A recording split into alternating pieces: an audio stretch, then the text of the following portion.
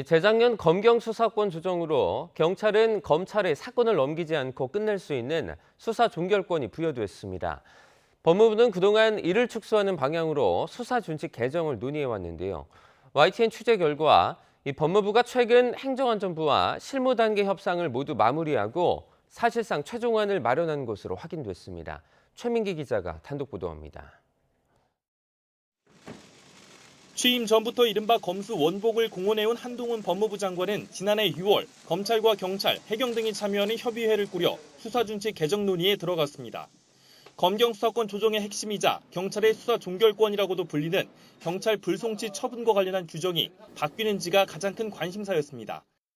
올해는 수사 준칙을 개정해서 개정 형사법령 시행에 따른 수사 지연과 부실 수사 등의 부작용을 해소하겠습니다. 기존 준칙에 따르면 검찰은 경찰의 불송치 건에 송치를 요구할 권한이 제한적이고 한 번 재수사를 요청한 건에 대해서 다시 수사를 요구할 수 없었습니다. 그런데 개정 수사 준칙에는 검찰이 재수사를 요청한 사안이 제대로 이행되지 않은 경우 사건을 넘겨달라고 요구할 수 있는 권한이 담긴 것으로 파악됐습니다. 사실상 경찰 결정만으로 사건을 종결할 수 없도록 하는 겁니다. 법무부는 최근 행정안전부와 실무협의 단계에서 이 같은 내용을 담은 수사준칙 개정안 조율을 마친 것으로 확인됐습니다. 구체적인 개정 내용을 보면 검찰 수사 권한 확대에 방점이 찍혀 있습니다. 기존 보안수사의 주체는 원칙적으로 사법경찰관이었지만 개정안에선 사안에 따라 검찰이 직접 할 수 있도록 바뀝니다.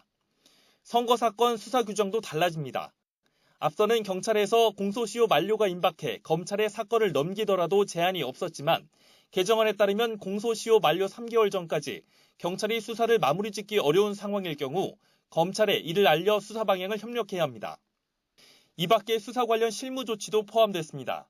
그동안은 계속 수사 중인 사건이 경찰로 단순 이송되는 경우라도 고소 고발을 당한 당사자에게 통보해줘야 해 수사 사실이 사전에 알려질 우려가 있었지만 이제는 통지 대상에서 제외되도록 한 겁니다. 법무부와 행안부 양측이 실무 단계에서 협의를 마친 만큼 큰 범위의 조율은 사실상 끝났다는 관측입니다. 여기에 공백 상태였던 이상민 행안부 장관도 업무에 복귀한 만큼 개정안 발표와 입법 예고 절차에도 속도가 붙을 것으로 보입니다. YTN 최민기입니다.